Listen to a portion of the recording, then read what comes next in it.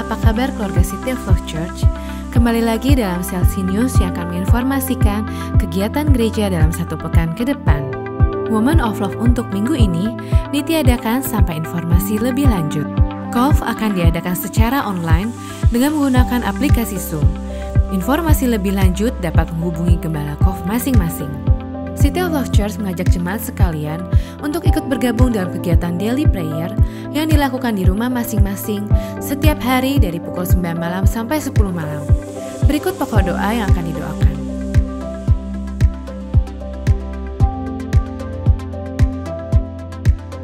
Persembahan dan perpuluhan dapat ditransfer ke rekening BCA berikut ini. Dan bagi Bapak Ibu sekalian yang rindu menabur untuk pelayanan misi CLC melawan COVID-19 dapat mentransfer ke rekening gereja berikut ini dengan menambahkan angka 19 pada bagian akhir nominal. Ibadah Love Kids Church akan dilakukan secara online melalui link yang akan dibagikan kepada para orang tua. Ibadah raya minggu depan, tanggal 7 Juni 2020, akan dilakukan menjadi ibadah online yang akan ditayangkan di channel YouTube City of Love Church pada pukul 8 pagi. Demikian Selsi News minggu ini. Jaga kesehatan, sampai jumpa. Tuhan Yesus menyertai kita semua.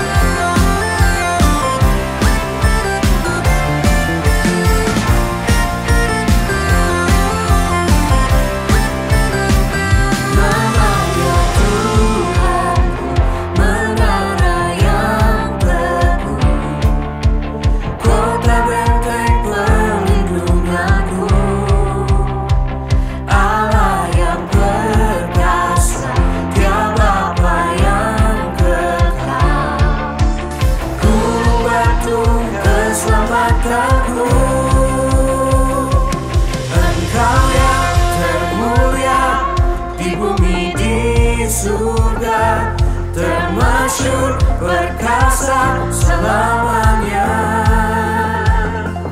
Engkau yang berkuasa di dalam segala hal, ada kuasa dalam nama Yesus.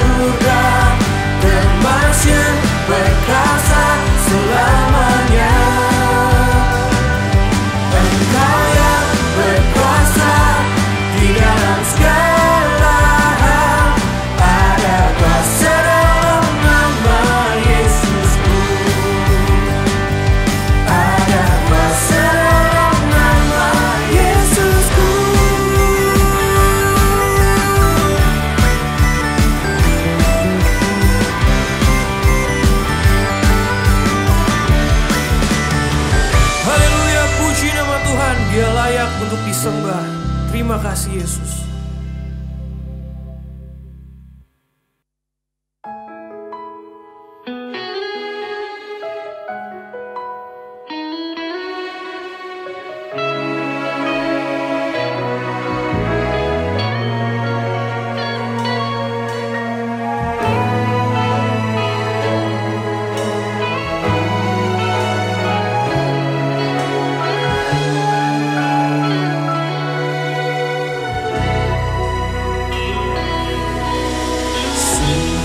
Besar setiamu,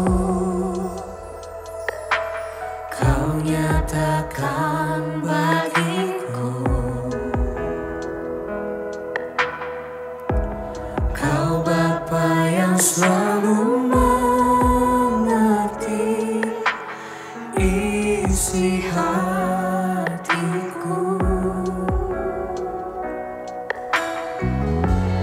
Kemuliaan-Mu Kau janjikan, aku tetap percaya. Percaya janji-Mu ajaib terukir dalam kehidupanku. Ku berserah di dalam kekuatan-Mu, hanya Kau segalanya bagiku. Ku percaya janji-Mu ajaib terukir dalam kehidupanku.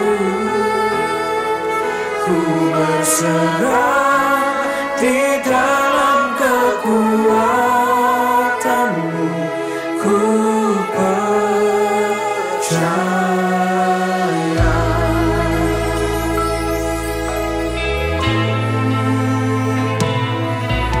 Sungguh besar setiamu,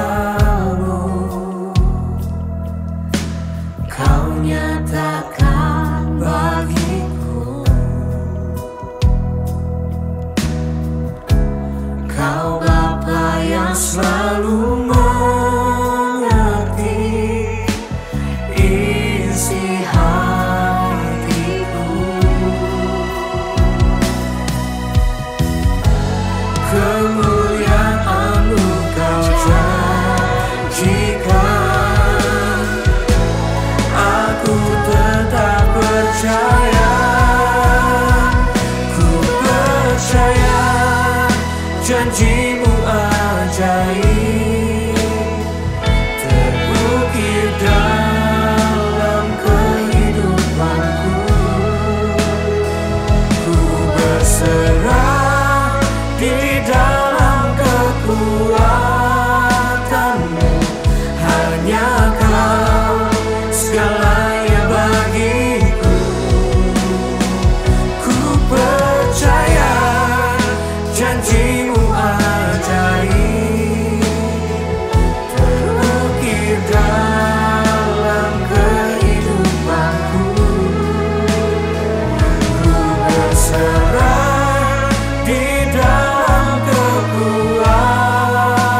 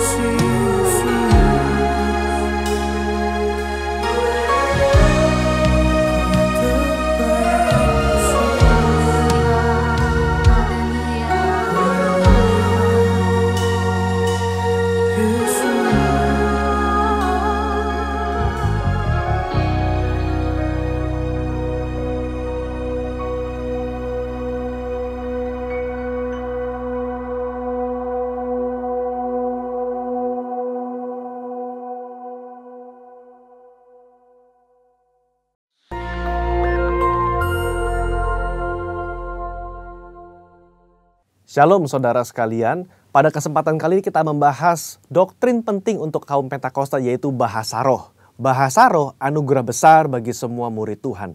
Di luar sana ada banyak pertanyaan dan perbincangan mengenai bahasa roh. Dan pada kesempatan kali ini kita membahas 3 pertanyaan yang sering ditanyakan oleh jemaat. Yang pertama, apakah bahasa roh bisa dipelajari? Nah saudara, jawabannya adalah tidak. Bahasa roh tidak bisa dipelajari. Secara konsisten dalam Alkitab kita melihat orang itu harus dipenuhi oleh karunia Roh Kudus. Lalu secara otomatis mereka akan berkata-kata dalam bahasa roh. Dalam Kisah Rasul pasal 2 ayat yang keempat. Maka penuhlah mereka dengan Roh Kudus. Lalu mereka mulai berkata-kata seperti yang diberikan oleh roh itu kepada mereka. Nah saudara lihat, mereka harus dipenuhi oleh karunia Roh Kudus baru mereka berkata-kata dalam bahasa roh. Contoh kedua, dalam Kisah Rasul 10 ayat 44-46.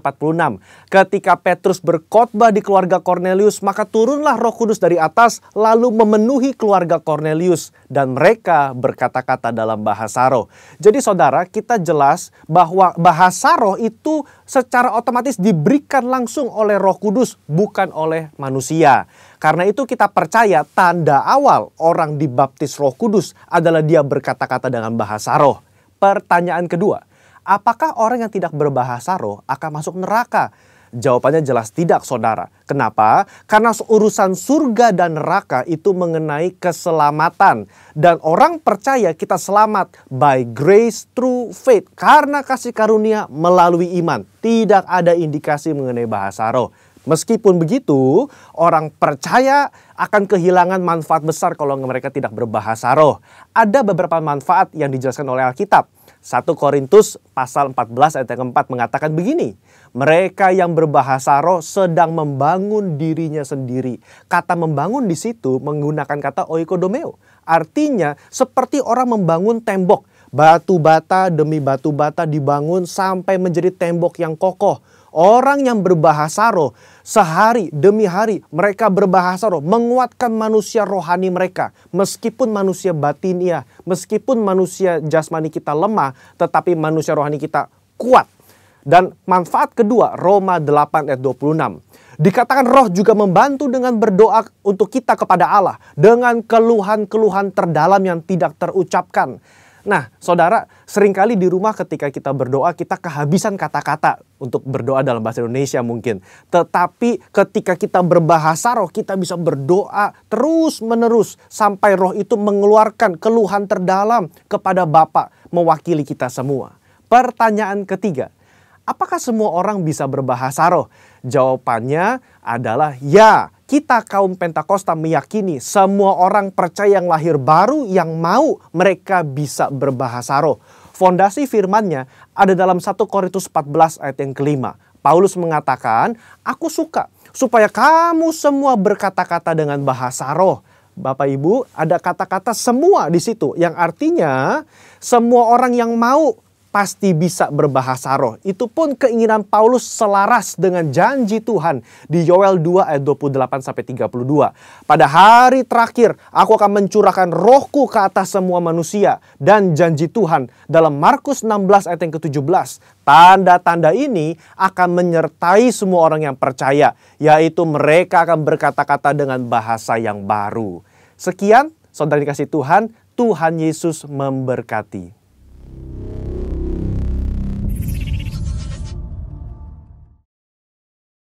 Mari kita berdoa bersama-sama. Kami mengucap syukur untuk hari Pentakosta ini. Terima kasih Bapa. 10 hari dalam puasa selama 91 hari. Kami boleh dalam 10 hari ini berdoa bersama-sama juga Tuhan. Karena itu kami percaya Kau sudah mempersiapkan setiap kami untuk menerima roh-Mu. Karena firman Tuhan berkata, tapi kamu akan menerima kuasa kalau Roh Kudus turun atas kamu, dan kamu akan menjadi saksi Tuhan Yesus di Yerusalem, Yudea, Samaria, sampai ke ujung bumi. Karena itu hari ini, Tuhan kami percaya Kau mencurahkan roh-Mu atas setiap kami. Kami dipenuhi dengan Roh Kudus. Kami menerima kuasa daripada-Mu. Sehingga mulai hari ini, kami akan terus menjadi saksi-Mu. Baik dalam keluarga kami, Yerusalem, Yudea, orang-orang sekitar kami, Samaria, orang-orang yang mungkin tidak kami kenal, bahkan sampai ke ujung bumi. Terima kasih Bapa, kami siap menjadi alat-Mu Tuhan. Karena itu terus penuhi kami dengan roh-Mu, penuhi kami dengan kuasa-Mu Tuhan. Sehingga Roh Kudus yang akan menuntun kami dalam berpikir, Roh Kudus menuntun kami dalam melihat, Roh Kudus menuntun kami dalam mendengar, Roh Kudus menuntun kami dalam berbicara, Roh Kudus menuntun kami dalam berperasaan, Roh Kudus menuntun kami dalam berperilaku.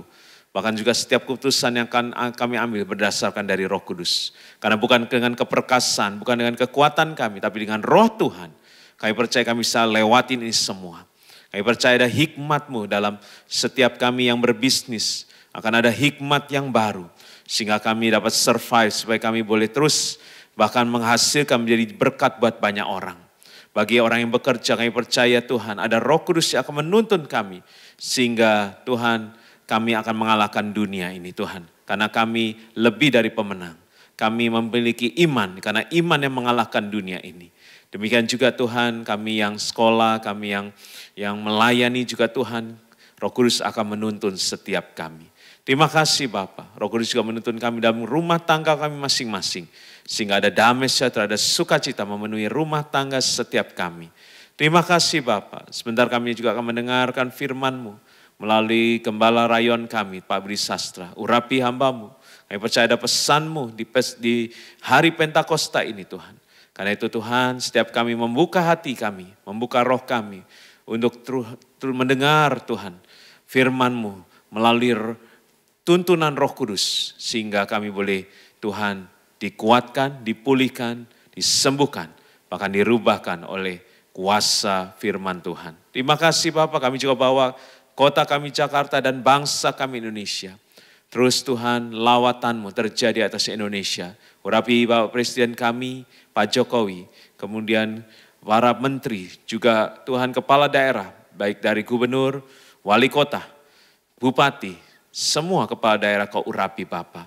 Supaya Tuhan menghadapi wabah ini Tuhan. Ada tuntunan Tuhan yang akan menjadi tuntunan-Mu buat setiap kepala-kepala daerah, bahkan kepala pemerintahan bangsa kami, Bapak Presiden kami. Terima kasih, beri kesehatan yang sempurna juga buat Bapak Presiden kami, juga wakil dan semua kabinet menteri. Ada kesatuan, ada tuntunan Tuhan, sehingga mereka boleh melakukan apa yang benar di hadapan Tuhan. Terima kasih Bapak, kami percaya Tuhan, kami percaya Indonesia ada dalam tangan-Mu. Bangsa ini ada dalam kasih-Mu Bapak. Terima kasih. Sebentar kami akan menerima firman-Mu dan kami siap Tuhan diberkati. Di dalam nama Tuhan Yesus, mari yang siap katakan, amin.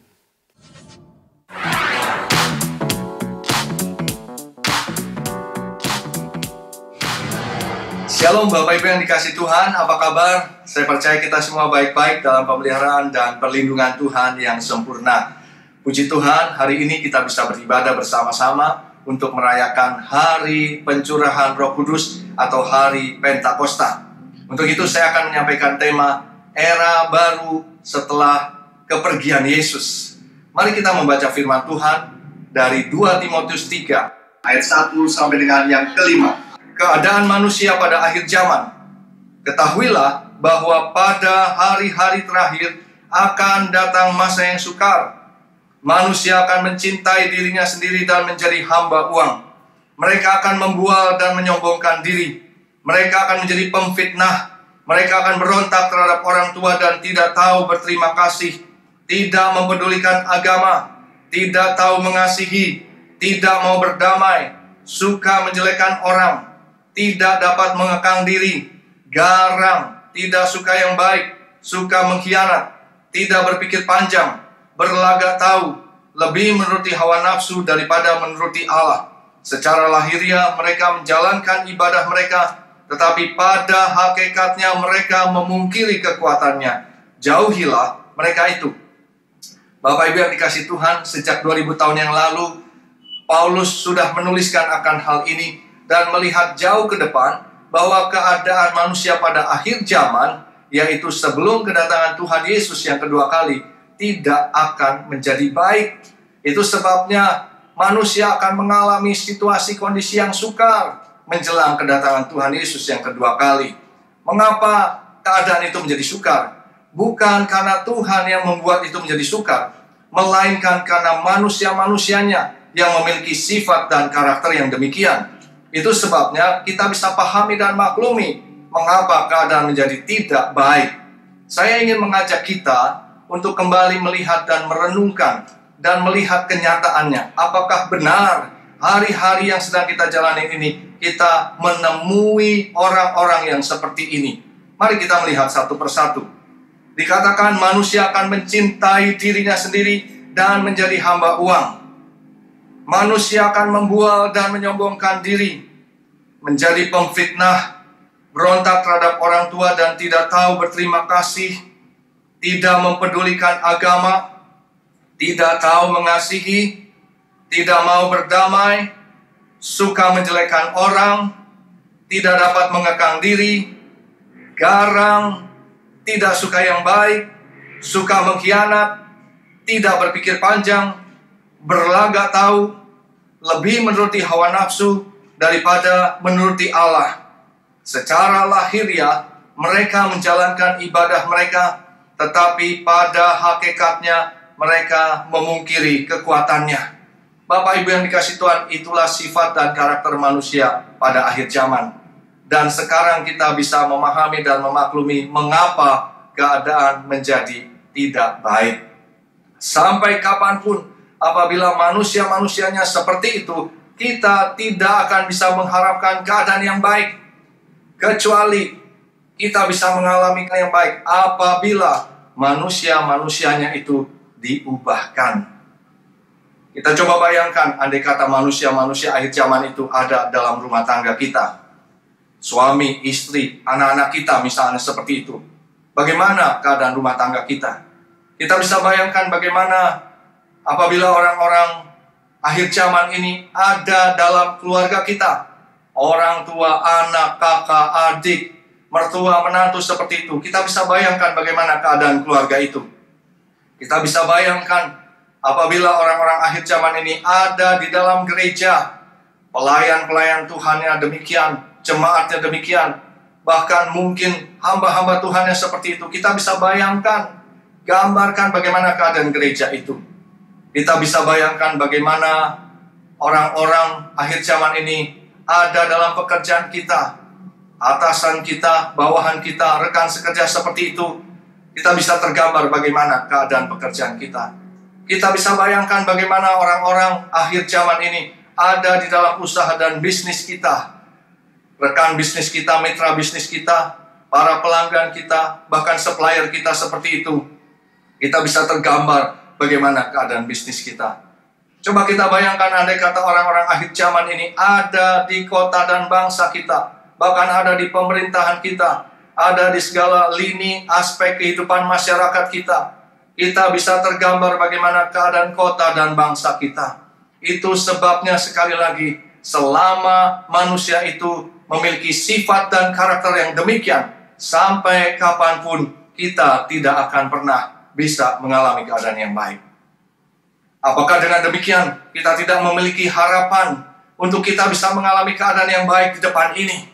Secara manusia, ya. Tapi di mata Tuhan, atau bagi Tuhan, atau bersama-sama dengan Tuhan, hal itu tidak demikian. Hal itu sangat mungkin diubahkan oleh Tuhan, sehingga kita bisa melihat keadaan yang baik di depan kita ini. Kita akan melihat bagaimana Tuhan menunjukkan caranya. Satu kali setelah Tuhan Yesus bangkit dari kematian dan sebelum Yesus naik ke surga, murid-murid datang menghampiri Yesus. Dan di dalam Kisah Rasul 1 ayat yang ke-6, mereka bertanya kepada Tuhan Yesus demikian, Tuhan, maukah engkau pada masa ini memulihkan kerajaan bagi Israel? Dan saya percaya pada waktu itu murid-murid melihat Yesus yang telah bangkit yang luar biasa. Dan apabila Yesus menjadi raja pada saat itu di Israel, mereka membayangkan bahwa kerajaan Israel akan dipulihkan. Mereka membayangkan akan ada perubahan, akan ada perbaikan dalam segala aspek kehidupan mereka.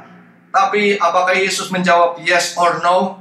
Tidak. Di dalam Kisah Rasul 1 ayat yang ke-7, Yesus menjawab demikian, engkau tidak perlu mengetahui masa dan waktu yang ditetapkan Bapa sendiri menurut kuasanya. Bahkan di ayat 8, Yesus berkata, tetapi kamu akan menerima kuasa kalau Roh Kudus turun ke atas kamu, dan kamu akan menjadi saksiku di Yerusalem dan di seluruh Yudea dan Samaria sampai ke ujung bumi. Dari pernyataan Yesus dan jawaban Yesus ini saya menangkap, saudara, bahwa Yesus tidak concern dengan permintaan murid-muridnya untuk memulihkan kerajaan bagi Israel. Mengapa? Karena Yesus mengerti bahwa itu bukan urusannya, tapi itu urusan Bapaknya. Yesus mengerti bahwa eranya di muka bumi ini sudah selesai dan harus digantikan dengan era Roh Kudus. Yesus juga mengerti bahwa kalau bukan Roh Kudus turun ke atas manusia, maka manusia tidak akan bisa diubahkan. Ketika murid-muridnya seolah-olah meminta Yesus menjadi raja di Israel dan memulihkan kerajaan Israel, saya mau katakan, sepertinya Yesus berkata demikian, meskipun aku menjadi raja di Israel, tidak menjamin bahwa akan terjadi pemulihan. Mengapa? Karena manusia telah diciptakan dengan kehendak bebas, dan tidak mudah untuk mengatur manusia dengan kehendak bebas. Kita ingat saja bagaimana di Taman Eden, Adam dan Hawa diperintahkan oleh Tuhan dan diminta oleh Tuhan untuk tidak makan buah dari pohon pengetahuan yang baik dan jahat. Tetapi apa yang mereka lakukan? Mereka langgar. Mereka tidak peduli dengan perintah Tuhan yang sebetulnya untuk keuntungan mereka, supaya mereka jangan mati. Tapi Tuhan diabaikan. Itulah manusia dengan kehendak bebas yang sudah diciptakan oleh Tuhan. Dan kita melihat di sini bagaimana kondisi manusia akhir zaman ini tidak mudah diatur, sehingga keadaan tidak akan menjadi lebih baik. Tapi Yesus concern dengan rencana Bapaknya setelah kenaikannya ke surga, yaitu Bapaknya akan mencurahkan Roh Kudus ke atas murid-muridnya. Karena Yesus tahu apabila Roh Kudus turun ke atas murid-muridnya, murid-muridnya akan menerima kuasa, murid-muridnya akan diubahkan, dan bahkan akan mengubahkan dunia ini menjadi baik. Itu sebabnya sebelum Tuhan Yesus naik ke surga, Tuhan Yesus berpesan dan melarang murid-muridnya untuk meninggalkan Yerusalem, supaya mereka tinggal di situ. Untuk apa? Untuk menantikan janji Bapa yang demikian katanya. Telah kamu dengar daripadaku, sebab Yohanes membaptis dengan air, tetapi tidak lama lagi kamu akan dibaptis dengan Roh Kudus. Bapak Ibu Saudara yang dikasihi Tuhan, setelah perintah ini disampaikan kepada murid-muridnya, Yesus kemudian naik ke surga. Dan murid-murid mentaati apa yang diperintahkan oleh Tuhan Yesus, tidak pergi meninggalkan Yerusalem, tapi mereka menantikan janji Bapa yang akan membaptis mereka dengan Roh Kudus. Apa yang mereka lakukan? Dikatakan mereka semua bertekun dengan sehati dalam doa bersama-sama menantikan janji Bapa tersebut. Dan mereka mulai berdoa, saudara, setelah kenaikan Tuhan Yesus ke surga itu. Hari pertama mereka berdoa tidak terjadi apa-apa. Hari kedua, hari ketiga, hari keempat, hari kelima mereka berdoa tidak terjadi apa-apa. Mungkin ada di antara mereka yang bertanya, sampai kapan kita berdoa seperti ini? Tapi juga ada yang lain yang berkata, sampai kita menerima kuasa, sampai kita diubahkan dan menjadi saksinya di Yerusalem, Yudea, Samaria, sampai ke ujung bumi. Jadi mereka melanjutkan berdoa lagi hari ke-6, hari ke-7, hari ke-8, hari ke-9, belum terjadi apa-apa juga. Tapi pada hari yang ke-10, setelah kenaikan Tuhan Yesus ke surga, ketika mereka sedang berdoa, dikatakan tiba-tiba turunlah dari langit suatu bunyi seperti tiupan angin keras yang memenuhi seluruh rumah itu di mana mereka sedang duduk dan berdoa. Dan tampaklah pada mereka lidah-lidah seperti nyala api yang bertebaran dan hingga pada mereka masing-masing. Dikatakan, maka penuhlah mereka dengan Roh Kudus, lalu mereka berkata-kata dalam bahasa-bahasa yang lain, seperti yang diberikan oleh Roh itu kepada mereka untuk mengatakannya. Wah, ada lawatan Tuhan yang dahsyat, ada pencurahan Roh Kudus yang dahsyat yang dikerjakan oleh Tuhan di dalam Yerusalem pada waktu itu, di dalam diri murid-muridnya di Yerusalem. Inilah yang dinamakan dengan Pentakosta yang pertama.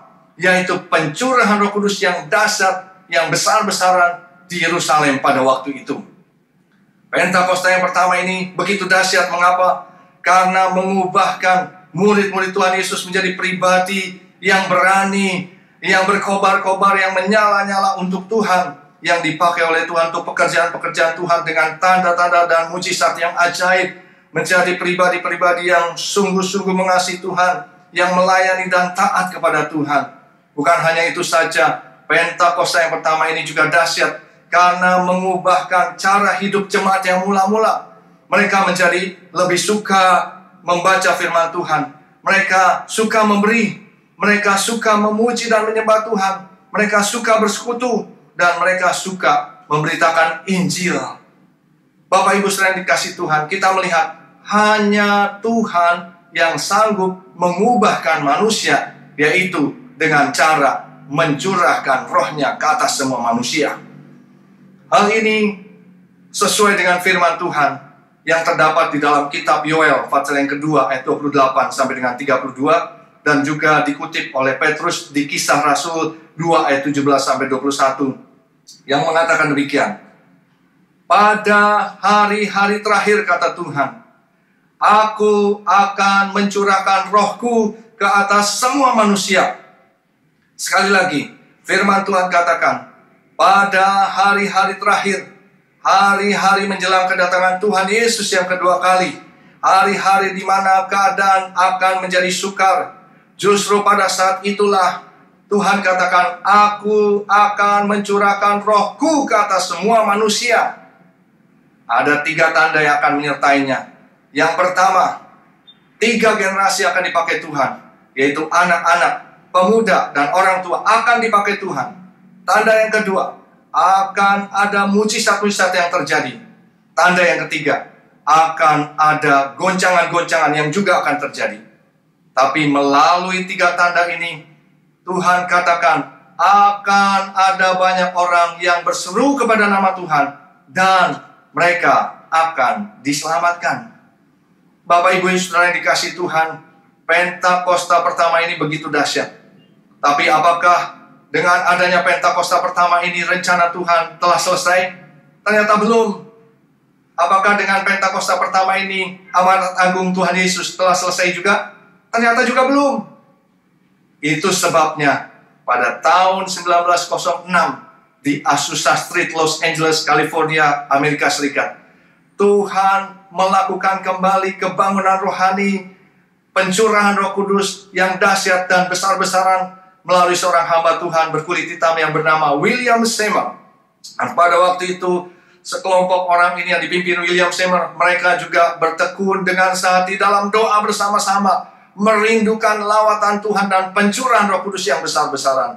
Dan Tuhan melakukan seperti yang Dia ingin, yaitu mencurahkan kembali rohnya secara besar-besaran dan dahsyat di Azusa Street pada tahun 1906. Inilah yang dinamakan dengan Pentakosta yang kedua, yaitu pencurahan Roh Kudus yang dahsyat secara besar-besaran di Azusa Street tahun 1906. Bapak Ibu saudara yang dikasihi Tuhan, Pentakosta yang kedua ini dahsyat sekali. Kenapa? Karena memberikan dampak bagi kekristenan di dunia saat ini. Dari Pentakosta yang kedua ini muncullah cikal bakal kegerakan yang kita kenal dengan kegerakan karismatik. Bahkan kekristenan di dunia ini 70% itu akibat atau dampak daripada Pentakosta kedua yang terjadi pada tahun 1906. Pentakosta kedua ini dahsyat. Apakah dengan Pentakosta kedua ini rencana Tuhan telah selesai? Ternyata belum. Apakah dengan Pentakosta kedua ini amanat agung Tuhan Yesus juga telah selesai? Ternyata juga belum. Itu sebabnya hari-hari ini Tuhan sedang melakukan perkara-perkara yang besar juga melalui pencurahan Roh Kudus yang dinamakan dengan Pentakosta yang ketiga. Inilah era, inilah saatnya Pentakosta ketiga akan dinyatakan. Era baru setelah kepergian Tuhan Yesus. Apa yang akan terjadi dengan era Pentakosta yang ketiga ini? Kita akan melihat pencurahan Roh Kudus yang dahsyat di zaman ini melebihi yang terjadi di Azusa Street. Kita akan melihat penuaian jiwa yang terbesar dan terakhir sebelum Tuhan Yesus datang kembali. Kita akan melihat kebangkitan generasi Yeremia, yaitu anak-anak muda yang dipenuhi dengan Roh Kudus, yang cinta mati-matian dengan Tuhan Yesus, yang tidak kompromi dengan dosa, dan yang akan bergerak untuk memenangkan jiwa. Kita akan melihat satu kegerakan yang lahir dari Indonesia dan bergerak ke bangsa-bangsa. Gerakan ini dari timur ke barat dan akan kembali ke Yerusalem. Kita akan melihat kuasa yang akan dicurahkan untuk menyelesaikan amanat agung Tuhan Yesus. Dan setelah itu Tuhan Yesus akan datang kembali. Bapak Ibu yang dikasihi Tuhan, pada kesempatan yang baik ini, di era Pentakosta yang ketiga, di era baru setelah kepergian Tuhan Yesus, dan juga bertepatan pada hari peringatan pencurahan Roh Kudus di loteng atas Yerusalem 2000 tahun yang lalu, dan juga mengingat akan pencurahan Roh Kudus pada tahun 1906 di Azusa Street. Hari ini kita merindukan untuk adanya lawatan Tuhan yang besar, yang dahsyat dalam hidup kita, dalam rumah tangga, dalam keluarga, dalam pekerjaan, dalam usaha kita, dalam pelayanan kita, bahkan di kota dan bangsa kita. Berapa banyak Bapak Ibu Saudara yang rindu sekali menerima, mengalami lawatan Tuhan dan melihat pencurahan Roh Kudus yang dahsyat di era Pentakosta yang ketiga ini. Yang mau boleh angkat tangannya, nyatakan kepada Tuhan. Mari kita akan berdoa. Urabasyandara labasyandara labasyakara. Okana makara basyandara labasyikara basyandara laba. Bapa di surga, terima kasih buat hari ini. Hari yang luar biasa di mana kami boleh mengingat kembali akan Pentakosta yang pertama, yaitu pencurahan Roh Kudus-Mu Tuhan di Yerusalem. Dan kami boleh mengingat akan Pentakosta kedua, pencurahan Roh Kudus-Mu di Azusa Street tahun 1906. Hari ini Tuhan, dalam era Pentakosta yang ketiga, kami merindukan lawatan dan pencurahan Roh Kudus yang dahsyat dan besar-besaran untuk setiap kami. Kami berdoa Tuhan, biarlah Engkau penuhi anak-anak-Mu dengan Roh-Mu Tuhan. Penuhi setiap pribadi dengan Roh-Mu Tuhan. Biar kami boleh mengalami lawatan seperti pada Pentakosta pertama dan Pentakosta yang kedua. Bahkan lebih besar daripada itu Tuhan. Kami rindu untuk mengalami lawatan Tuhan. Kami rindu untuk menerima pencurahan Roh Kudus ini. Karena itu Tuhan, kami buka hati kami buka hidup kami, diri kami, untuk Kau mencurahkan Roh-Mu atas setiap kami. Orabasyandara. Mari saudara kita berbahasa roh. Bagi yang sudah berbahasa roh, mari kita berbahasa roh. Orabasyandara, barabasyandara. Yang belum berbahasa roh, minta sama Tuhan supaya kita dipenuhi dan dibaptis dengan Roh Kudus. Urabasyandara labasyakara basyandara. Urabasyandara, minta sama Tuhan. Tuhan, curahkan Roh-Mu Tuhan. Curahkan Roh-Mu atas setiap kami Tuhan. Di dalam rumah tangga, keluarga, pekerjaan, usaha, pelayanan Tuhan. Bahkan dalam kota dan bangsa kami Tuhan. Curahkan Roh-Mu ya Tuhan. Curahkan Roh-Mu ya Tuhan. Kami rindu Tuhan. Kami rindu melihat perubahan yang terjadi atas kota dan bangsa kami, atas hidup kami. Iralabasyara, minta sama Tuhan saudara. Terima. Minta sama Tuhan. Terima. Urabasyandara labasyakara labasyanda. Kami terima Tuhan. Kami terima Tuhan. Kami terima. Terima kasih Bapa. Kami percaya hidup kami diubahkan. Hidup kami tidak akan sama lagi dengan waktu-waktu sebelumnya. Karena Roh Kudus memenuhi kami dan Roh Kudus mengubahkan kami. Terima kasih Bapa. Terpujilah nama-Mu dalam nama Tuhan Yesus. Haleluya. Amin. Mari kita naikkan pujian ini bersama-sama dengan sukacita. Tuhan curahkan Roh-Mu atas manusia di bumi. Biar anak-anak-Mu menyampaikan nubuatan, mimpi dan penglihatan, nyatakan isi hati-Mu. Biar iman kami bangkit, surga nyatakan kedatangan hari-Mu. Kan ada kebangkitan yang besar, kan ada pemulihan pemulihan di Indonesia. Karena ada kebangkitan yang besar yang berseru kepada Yesus diselamatkan. Amin. Karena ada kebangkitan yang besar, karena ada pemulihan di Indonesia. Amin. Karena ada kebangkitan yang besar yang berseru kepada Yesus diselamatkan. Yang berseru kepada Yesus diselamatkan. Yang berseru kepada Yesus diselamatkan. Haleluya. Tuhan Yesus memberkati. Amin.